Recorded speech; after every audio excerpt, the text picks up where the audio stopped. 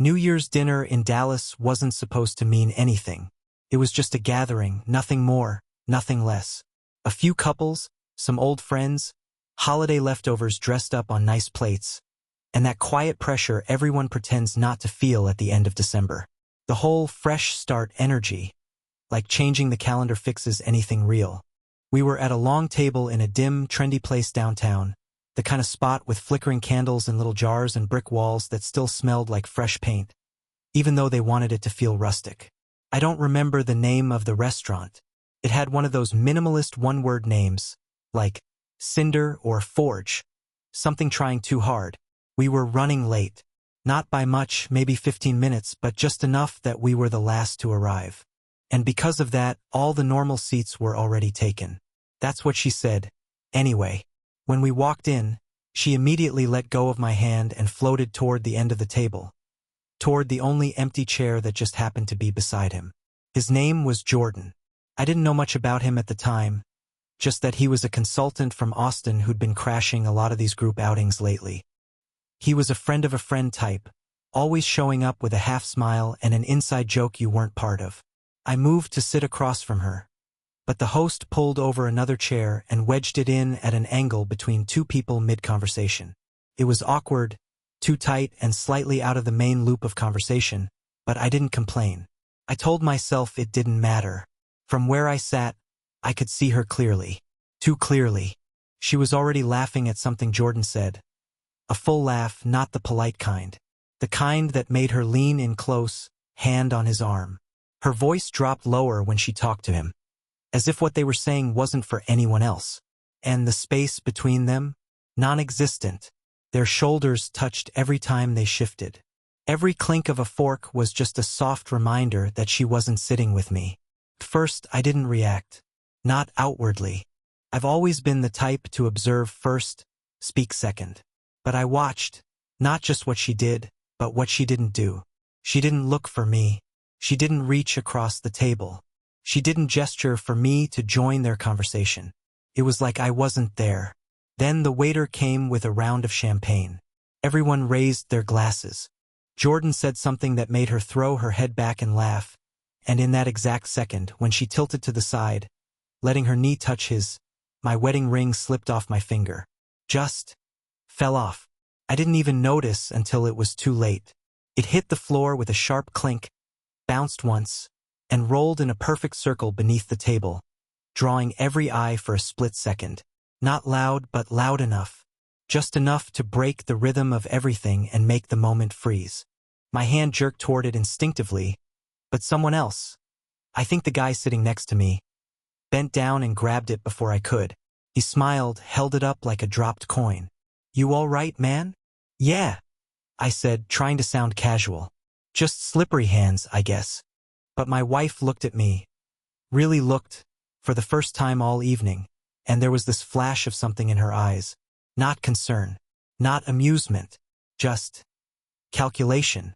She was trying to figure out what I'd seen, what I'd felt. And then, just like that, the mask came on. She laughed, too loud, and said, "You always get clumsy when you're tired. Don't you remember last New Year's? You dropped an entire tray of brownies at my parents' place." People chuckled politely. Someone else jumped in with a story about spilling wine at their cousin's engagement party. The moment passed like it always does when people don't want to sit in discomfort. But I didn't move on. I slipped the ring back on slowly, watching her. She turned back to Jordan without hesitation. Their conversation resumed as if I'd just been a blip in her evening. An odd noise, not a person. She didn't reach for my hand under the table. She didn't mouth "You okay?" across the room. She'd already returned to him. What struck me hardest wasn't her sitting next to him. It was how naturally she did it. Like they had done it before. Like she knew exactly how to lean in so their shoulders touched. Like she knew he'd make her laugh right when the champagne arrived. It didn't feel accidental. It felt choreographed. And when I looked around the table, I noticed a few people weren't looking at me. Not anymore. One of the women, April I think, wouldn't meet my eyes at all. She kept her focus on her glass, her lips pursed, nodding too eagerly at something her partner was saying. Like she'd seen it too. Like maybe she'd seen it for weeks. The rest of the dinner felt like a slow bleed. Every toast, every fake smile, every shared memory from the past year. It all felt warped. I found myself replaying her tone, her posture, her expressions. I watched Jordan's hand brush against hers once, twice, 3 times. And each time she didn't flinch. That's when I knew. It wasn't what she did that confirmed my suspicion. It was what she didn't do. She didn't pull away. She didn't notice me watching. She didn't care. I could almost hear the gears turning in her head.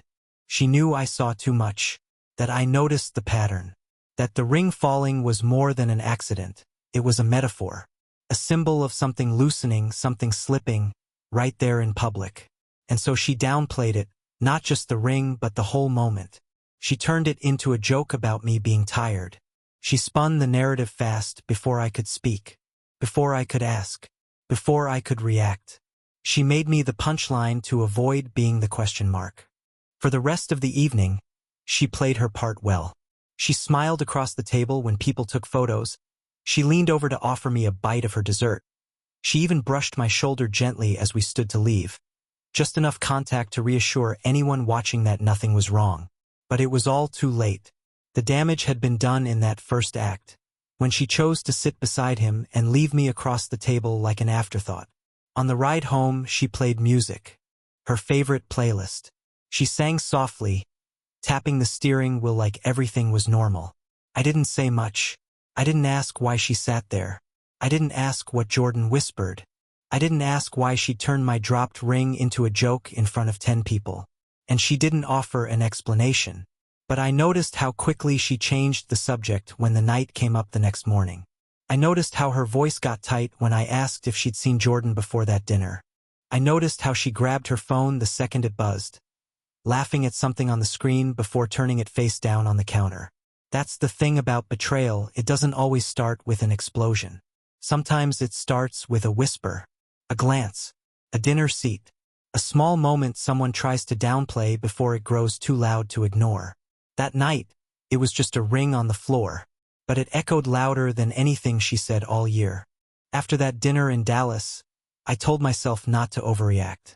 That's what people always say when something feels wrong but isn't technically proof. I dropped my ring. She joked. People laughed. The world moved on. But I didn't. It followed me home, tucked in the corners of silence. The kind that creeps in after midnight when the house gets quiet enough to hear your thoughts, and you don't like what they're saying. It wasn't the first time I'd felt that itch in my gut. I'd felt it for months, if I'm honest. I just didn't want to admit it. Not to myself, not to anyone. I'd buried it under the kind of excuses you learn to tell yourself in long relationships. She's tired. She's under pressure at work. We've both been distant. That's normal, right? But the pattern was there. And once I let myself look directly at it started to scream. Started small, always does. She began having more late nights at the office, usually around midweek. Wednesdays, mostly. I remember that detail because it interrupted our routine, takeout, and a show, Our Little Island in the week. At first, she'd apologize. Say her team had a deadline, or her boss had scheduled a last-minute review. Then she stopped apologizing. Just texted running late or don't wait up. Once or twice became 3 or 4 times a month. And when she did come home, she didn't smell like work. That was the thing that got to me. She didn't smell like stale coffee or dry printer paper or leftover office air. She smelled like vanilla or jasmine, sometimes sandalwood, perfumes she didn't own. Not when I last checked. She never wore fragrance to the office. She used to say it made her feel overdressed for a cubicle job. I asked her once casually if she'd switched scents. She looked up from her phone and blinked like I'd just spoken in another language. "What?" she said. "Your perfume," I replied. "It's different." She gave a short laugh. "I don't know. Must have been from one of the girls at work." We hugged goodbye. "You're so sensitive to smells." I wanted to believe her, so I did. I nodded and let it slide. But that's when I started paying attention to other things. Her phone habits changed. I don't mean obsessively, I mean subtly. It never faced up anymore. Every time it buzzed, She'd glance quickly and flip it over like it was a reflex. Once, I picked it up by mistake, thinking it was mine. Her reaction was sharp, not angry exactly, but too quick. She snatched it back with a smile that didn't touch her eyes and said, "Sorry, I just had work stuff open." Work stuff. That phrase started covering a lot of ground. Work dinner. Work trip. Work friend. Work emergency. The word became a catch-all, a kind of barrier she could hide behind without explaining anything. There was one night, I remember it vividly, when she left the living room mid-conversation just to take a call. She said it was her sister. I could hear her voice through the walls, low and hushed. But it wasn't the words that got to me. It was the laugh. That same laugh from Dallas. The light, effortless kind that isn't faked. The one that used to be mine. She didn't laugh like that with me anymore. Later that night, I checked her call history. I know I shouldn't have. I hate that I even went there. But I had to know. The call wasn't from her sister. It was from a number I didn't recognize. No name, no contact photo, just 10 digits and a timestamp. It lasted 23 minutes. I didn't say anything. That was the worst part. I should have asked her. I should have told her what I saw. But I didn't. I just let the knowledge sit in my chest like a heavy stone. I told myself maybe it really was work. Or maybe a friend she hadn't mentioned. Or maybe I was being paranoid. But the justifications were getting harder to write. She got colder, too. Not dramatically. She didn't yell or pick fights. But her patience wore thin. Little things triggered her. I'd ask if she wanted coffee and she'd snap that she already had some. I'd try to share something about my day and she'd zone out, scrolling her phone or checking her emails. When I asked if something was wrong, she said, "You're just heavy lately." Heavy. I didn't even know what that meant. Emotionally heavy, she clarified. Everything's always so serious with you.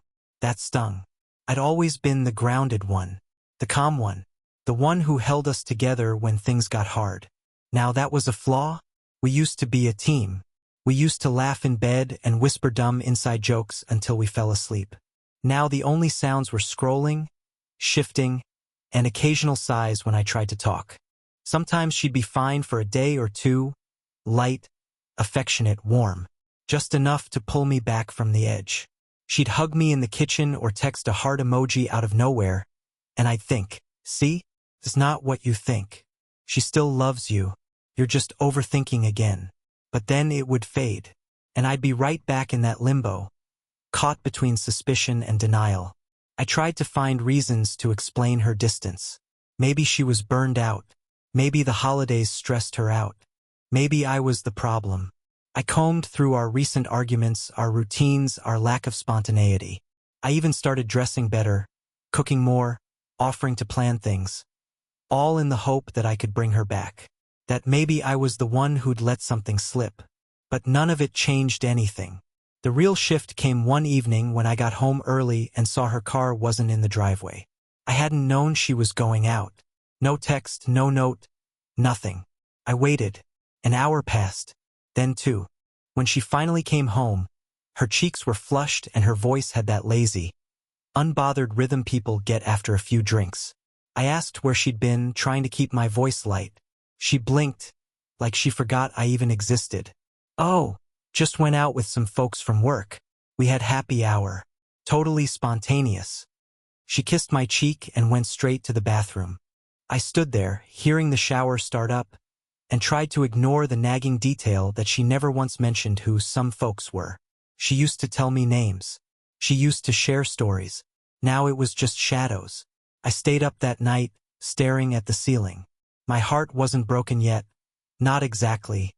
It was still intact, just splintering.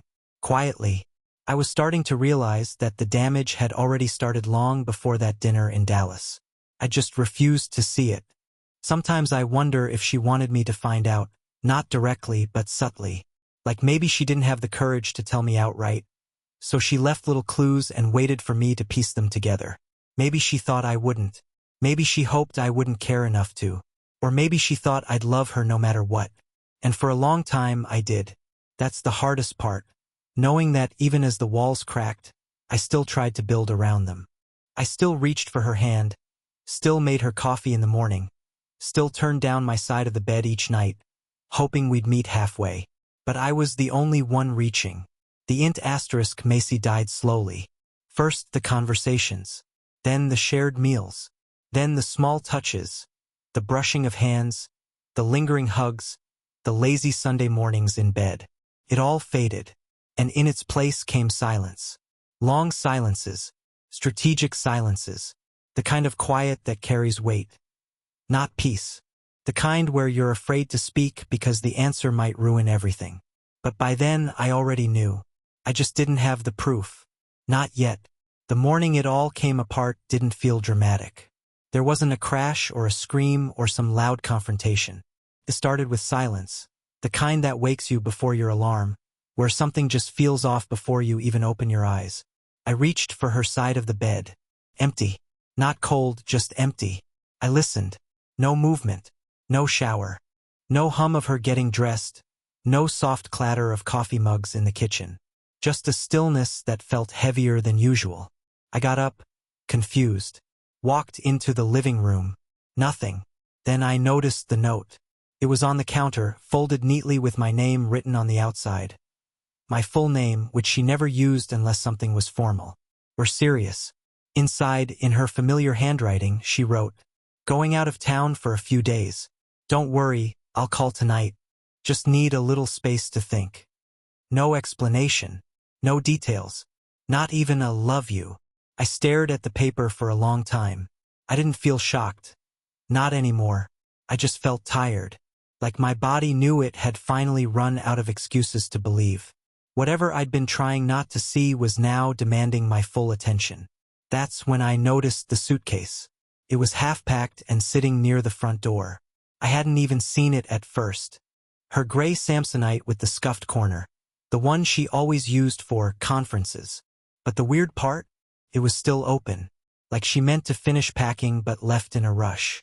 A few pieces of clothing lay scattered nearby. A sweater, a pair of jeans, one of her nicer blouses folded too carefully for a spontaneous trip. That's when the crack in my restraint split wide open. I walked upstairs to our bedroom, straight to the closet. Not with the intention of invading anything. More like chasing the truth, finally, without looking away. Our closet had always been messy. I kept my side simple. She was the layered one, blouses, jackets, scarves, shoes. The back corner was crammed with winter coats we rarely used. That's where I went. I don't even know why. Some part of me just knew. And there it was. A box. Cardboard, plain, with a lid that didn't fit quite right. It looked like it had been tucked there on purpose. Not hidden expertly, just placed where I wasn't supposed to go. I pulled it out and sat on the edge of the bed. Inside were letters. Dozens of them. Folded. Some worn soft at the creases like they'd been read over and over again. They were written in different inks, different styles, some typed, some handwritten. All from him, Jordan. I didn't need to read them all. Not right then. The first one I opened started with her name and ended with, "I wish we didn't have to hide." That was enough. But I kept reading anyway. They dated back nearly 2 years. 2 years. This wasn't a recent affair. This wasn't some spontaneous mistake born out of a few hard months. It was a second life. Parallel. Deliberate. One where she told him things I thought were just between us. Stories, dreams, fears. Things we used to share in the dark when the world was asleep. I found one letter dated 6 months ago, the same week we celebrated our anniversary. In it, he joked about how hard it was to see her pretend at dinner. How he couldn't wait for her to stop playing wife. There was a photo tucked between a couple pages. Her, sitting across from him at some cafe I didn't recognize. She was laughing, eyes crinkled, a hand resting on her chin. The way she used to look at me. Then came the final blow. A hotel reservation, booked under both their names. For the weekend. The same weekend she claimed she'd be visiting her cousin. The confirmation was in black and white, the name of the hotel, the date, the double occupancy room. No ambiguity, no more guessing. And with that, everything sharpened. The last pieces fell into place. The laughter at dinner. The phone turned face down. The perfume that wasn't hers. The late nights, the lies, the weight I carried alone. It had all been real. I didn't cry. I didn't scream. I didn't even speak. I just sat there on the bed with the box in my lap. The letters fanned out like a deck of stacked betrayals. It felt surreal. Not like a discovery, but like confirmation of something I already knew deep down. I stayed in that room for what felt like hours, reading fragments, skimming sentences I couldn't bring myself to absorb fully. The words blurred. Everything became noise. By the time I got up, I knew two things for sure. She didn't plan to tell me. She didn't think I'd find out. And maybe that's what hurt most. Not just the betrayal, but the fact that she believed I was too blind to see. That I'd never go into the closet, never open a box, never look close enough. Maybe she thought I'd never fight to know. But I did. And now I did know. All of it. The version of her I'd been defending, to myself, to everyone, didn't exist. She hadn't just drifted. She hadn't just made a mistake. She built a second relationship carefully, piece by piece. She maintained it, protected it. She'd been one person in our kitchen, and another in someone else's arms. I went back downstairs, carrying the box with me. I laid it on the table right next to her note. Side by side, they said everything that needed saying. I'm leaving for a few days. I wish we didn't have to hide. And there, in the quiet of our shared home, I stopped waiting for the story to explain itself. I no longer needed her to admit anything. The evidence had already spoken. The silence had already testified. And I had seen enough. She came back 3 days later, just after sunset.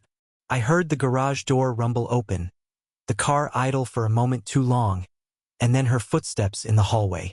Slow, hesitant, keys jingling like guilt. I was sitting at the kitchen table when she walked in. Same table where I'd left the box, now empty. I had moved its contents. Not to hide them, just to be done with the performance. She paused when she saw me. No smile, no hello. Just the quiet flicker of someone trying to read a situation before stepping into it. Her suitcase was still in her hand. She hadn't even changed out of her travel clothes. Leggings, a long coat, a scarf she wore when she wanted to look effortlessly put together. I didn't say anything. I didn't need to. Her eyes scanned the room, looking for signs of chaos, maybe even confrontation. But there was nothing to find. No yelling, no demands, just stillness. Then she noticed. All her things, every last bit, had been packed into black garbage bags and lined up neatly in the garage. Not thrown, not dumped, just relocated. She blinked slowly.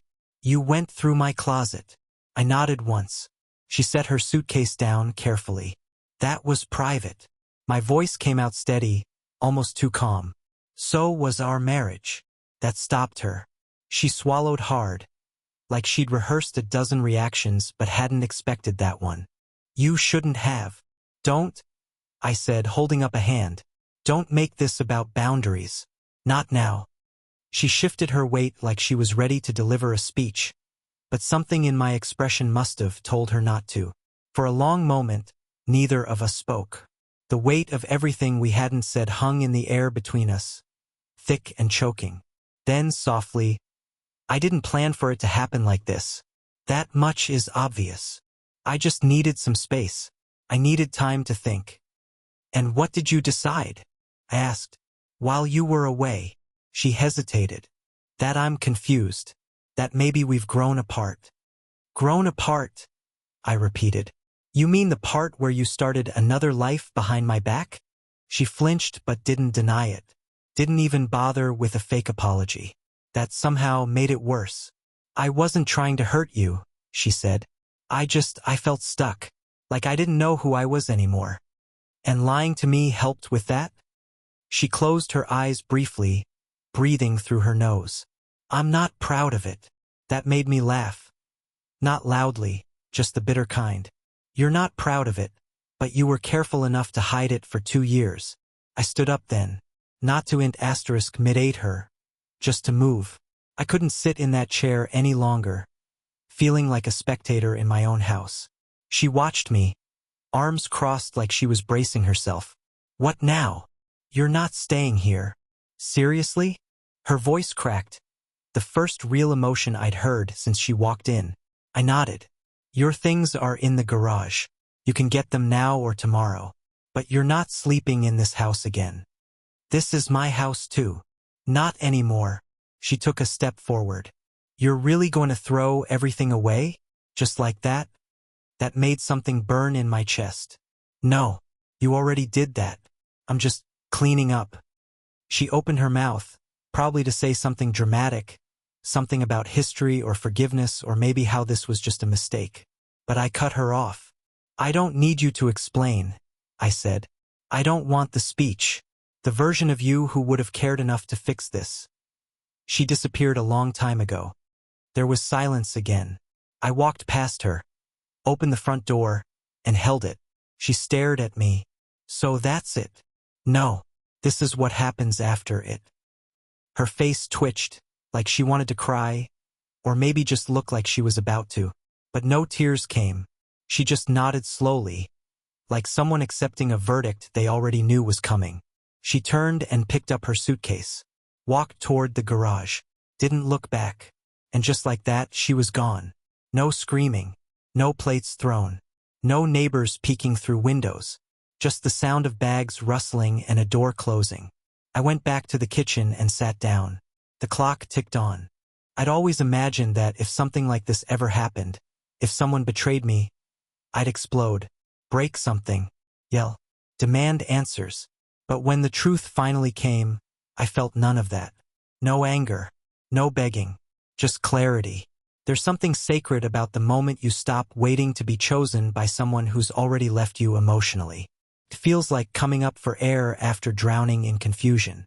I didn't need revenge. I didn't need her to cry or collapse or confess. I just needed her gone. That night, I slept on my side of the bed, alone, for the first time in years. And for once, the silence didn't feel cruel. Felt earned. Felt like peace. A few days passed in silence. The kind that didn't feel like absence anymore. Just space. Open, wide, and honest in a way that she hadn't been in months. Maybe years. She didn't come back. Didn't call. No dramatic texts. No voicemails begging for forgiveness. I expected at least one late night, "Can we talk?"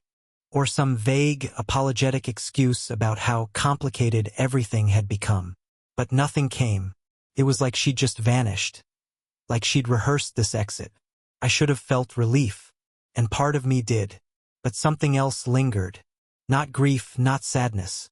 Just that tension in your chest when you know there's still one page left in the chapter. Something undone. On the fourth night after she left, I took the trash out. It was just after 10. The air was sharp, colder than usual for January. The kind of cold that creeps under your sleeves no matter how fast you move. I walked down the driveway, bags in hand, barely paying attention. My mind had been quiet lately, not peaceful, just tired. Emotionally, I was moving in slow motion. That's when I saw the car. It was parked across the street, tucked just enough into the shadow of the neighbor's hedge to not be immediately obvious. A dark sedan, newer model. I couldn't see the plate from where I stood, but the silhouette of someone inside was clear. The headlights were off, engine idling. I stood still for a moment, letting my eyes adjust, and then I recognized him. Jordan, leaning back in the driver's seat, arm resting on the steering wheel, like he had nowhere else in the world to be. He didn't flinch when I saw him. He didn't duck or drive away. He just sat there watching. I walked toward the sidewalk slowly, not because I was afraid, but because I wanted to be sure. The closer I got, the more the shape of his face came into view. Same guy from the dinner. Same quiet smugness. He rolled the window down halfway when I got close. Didn't smile. Didn't say hi. Just looked at me like we were picking up a conversation we'd never actually started. "You don't need to be here," I said. My voice was calm. I'd surprised myself with how calm. He didn't react. Just said, "She asked me to come." I blinked. What? She didn't know how it would go. Told me to stay close in case things got bad. I stared at him. Bad? He nodded, almost like he was bored. Yeah, she was worried you'd, lose it. I let out a bitter breath. Did she tell you I hit her? Ever gave you a reason to think that? No, he said. But she didn't say you wouldn't either. That landed hard. She never thought of me as dangerous, I said. But maybe it made her feel better to pretend she might need backup. She said she just didn't know what to expect. Right? I muttered. Because abandoning someone after years of lying tends to create unpredictable outcomes. He shrugged.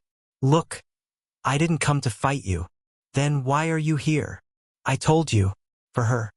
For her, I repeated. That's funny. Because she's not here anymore. And neither should you be. He sat up a little straighter then. I'm not trying to cause a problem. She asked me to be here. That's all. Just in case. In case I what? I asked. Yelled? Slammed a door? Started crying on the floor? Did she prep you for all that? He didn't answer. That's when it really hit me. This wasn't a rescue mission. This wasn't some moment of romantic bravery. This was strategy. Contingency planning. I wasn't a husband to her anymore. I was a variable. An unknown. For them, this wasn't a tragic ending. It was a controlled transition. Like passing the baton in a relay race. She'd planned it out. Packed her bags. Left her note. Lined up her replacement at the curb in case I made things complicated. That's what stung most. Not the affair. Not even the lies. But how routine it all felt to them. How unremarkable. How long have you been here? I asked. He glanced at his phone. Since about 7. I figured it'd be better to wait until it got dark. I nodded. So she told you when she was coming to get her stuff? She mentioned it. That confirmed it. I hadn't known if she'd planned to return, but apparently she had. Probably wanted to avoid confrontation. Wanted him nearby just in case I became too emotional, or whatever version of me she'd painted in her retelling. I looked at him again. Really looked. He didn't seem guilty. Just stable. Unbothered. She ever tell you I used to make her coffee every morning? I asked. He hesitated. No. Did she tell you she cried when her mom passed? That I held her for hours and she said she didn't know how to live in a world without her? He didn't respond. I nodded. No. I guess that part didn't make it into your version of the story. Still silence. You think you won something, I said.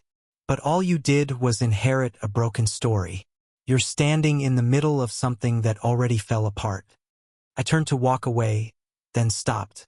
She's good at starting over, I added, but not great at staying. I walked back to my house without waiting for a reply. I didn't slam the door, didn't even lock it behind me. I just sat in the dark, the glow from the street lamps casting faint shapes across the living room. He was still out there, waiting. I realized then, she didn't plan to talk to me anymore. She wasn't going to apologize. She wasn't going to explain. She'd passed the responsibility of her exit onto him, like some absurd delivery service. And he accepted it. What kind of person waits in a car outside another man's house, calmly watching the aftermath of a life being dismantled? Someone who thinks he's already won. But what he didn't realize, what neither of them did, was that the worst part wasn't that I lost her. It's that I lost the version of myself who trusted her. And that version wasn't coming back. The day after, I had the locks changed.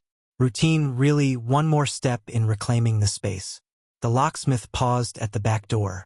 You know this frame's been tampered with, right? He asked, pointing at the wood. Looks like forced entry. Old but not recent. I stared at it, remembering the night months ago when I found the back door unlocked. She'd brushed it off then. Sorry, she said. I was rushing out. But she hadn't forgotten. Later, while sorting what she left behind, I found a car key I didn't recognize. Small silver, not from either of our vehicles. On impulse, I pressed the button. A horn chirped. A dark car down the street flashed its lights. It was his. He hadn't just been in her life. He had been inside our home. She came back once more, days later, trying the door. It didn't open. New locks. New rules. She knocked. I didn't answer. Everything she tried to conceal had unraveled. The hotel bookings, the messages she forgot to log out of on our shared tablet, the letters, the damage to the back door. Every excuse had met its counterweight in fact. I sent what needed to be sent, The truth, plainly, to those who had the right to know, her family, her job. No embellishments, just evidence. She texted, called once, said, "Please, we should talk." But we were past talking. The house was quiet now. Not empty, but cleared. I didn't need closure. She'd already given it to me in layers, in lies, and finally in her absence. No curtain call, no applause, just a door that no longer opened for her. And the calm that followed.